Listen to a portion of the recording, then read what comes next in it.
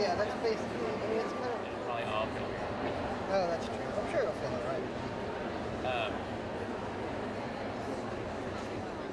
You know, part of it is like kind of being a friend or a lover or something. The fact that it's in an art fair and people walking around often complain about their feet hurting after looking at art all day, which seems like a very leisurely thing to complain about. Not many people get to complain about that sort of thing, you know? It's not a bad problem to have.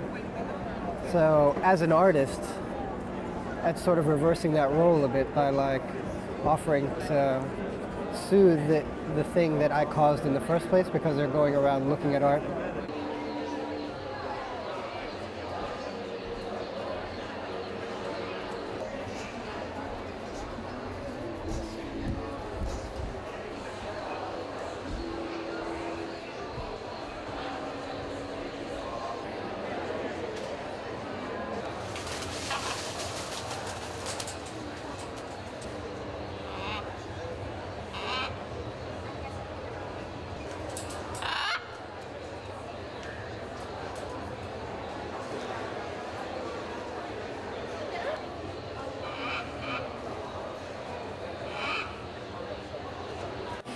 It's really amazing. I mean, every project is different, and it's not like putting on any other kind of exhibition. You know, the artists are working with all kinds of different materials, birds, as we have here behind me, flagpoles, carpets, moving trees. So you know, every single project has its own unique challenges, and so you start to develop a really unique set of expertise about a whole range of quite random things.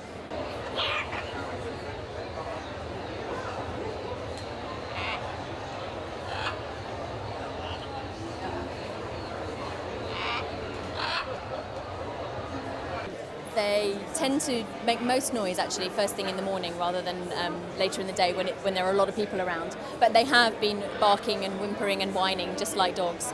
And I think what it does really is it first of all it challenges your expectations of what you might find in an art fair, and that you've got live animals inside. Even though that you can actually see the natural surroundings of the park outside. But then it also challenges what you think you know about nature, that, you know, what are these birds doing there, speaking a foreign language, as it were.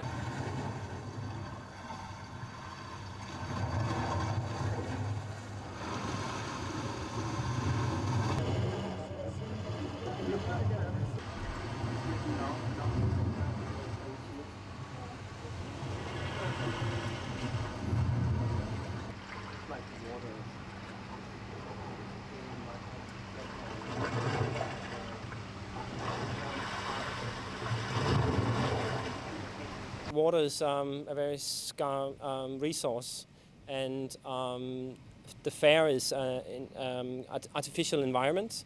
It's not like a house, so it's not connected to a grid. It's kind of producing its own energy.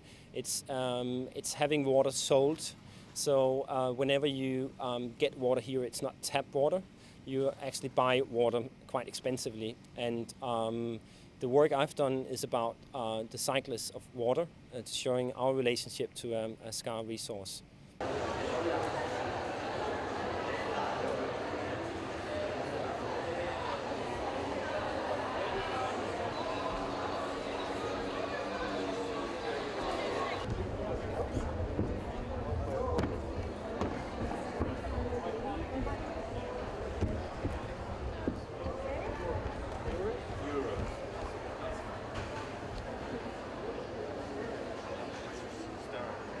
One of the things that we've been really interested in through working with Wilfredo over a number of months is the way that he can work both at the very, very minutest level, looking at the detail of how you might attach a carpet to a floor, but then also being able to work on a massive scale in terms of erecting an enormous flagpole, and you know how assessing the impact that that's going to have in the physical environment of the park with the fair. And so, you know, it's really impressive that he can shift between those two extremes, but also someone who can work with a real lightness of touch, while at the same time, you know, taking on notions of celebrity, of internationalism, of globalism, but while at the same time presenting us with something that is humorous and light.